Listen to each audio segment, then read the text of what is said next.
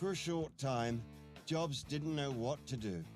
He traveled, worked in the garden, and spent a great deal of time thinking. But as fate would have it, in 1985, he was introduced to a small group of brilliant computer graphic experts. At the point of the introduction, George Lucas was trying to offload his investment into the firm controlled by these brilliant artists. You know, you go in there and Jonh Lasseter's there, so you're kind of feeding off his sort of energy and his, enthusiasm, and he kind of gives you the context of the scene, and then you just kind of do it. Lucas was known for his epic Star Wars films, and these guys dreamed of making cartoons via computers. The project was right up Steve's alley. It was innovative, original, and possibly a huge moneymaker. Jobs wrote a check for $10 million, and in 1986, Pixar was born.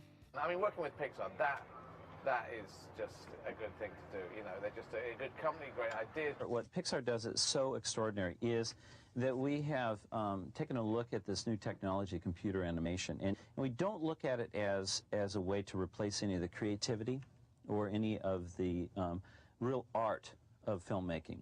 We look at it as these are just great new expensive pencils, you know? That's what it is. It's artists using these computers as though, an artist at Disney uses a piece of paper and a pencil.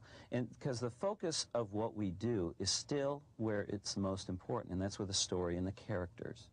I think Toy Story is a success, not because it's computer generated. It's a success because it has, the characters of Buzz Lightyear and Woody and in the storyline that really has captivated on. To add to his stress, his investment in Pixar seemed to be in vain. The small company had tried to sell advanced graphic workstations to specialized markets since its inception without success. Jobs was forced to shut down Pixar's hardware operations in 1990, deciding to focus on developing an advanced 3D language called RenderMan. When the company was running out of money, Steve Jobs wanted to fire the people who were making the short films.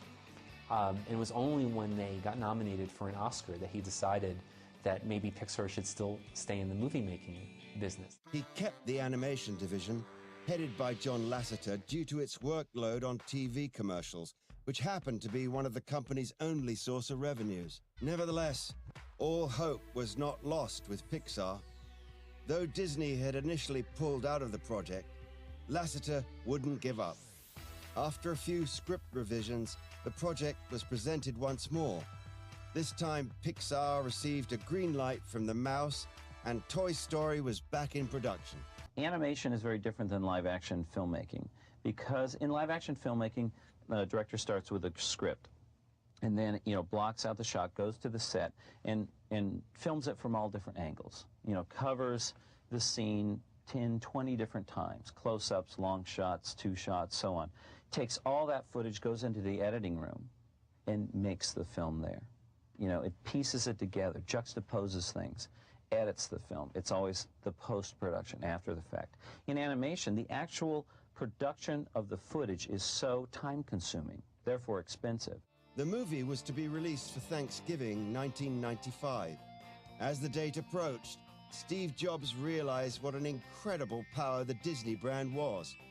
He decided Pixar would go public the week after the release of Toy Story, cashing in on the media hype surrounding the first computer-generated animation movie of all time.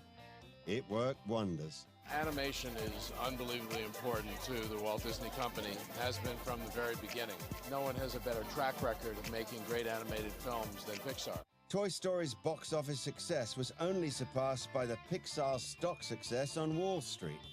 Steve Jobs, who owned 80% of the company, saw his net worth rise to over $1.5 billion, 5 times the money he'd ever made at Apple in the 1980s. The young entrepreneur was back on the market and making waves.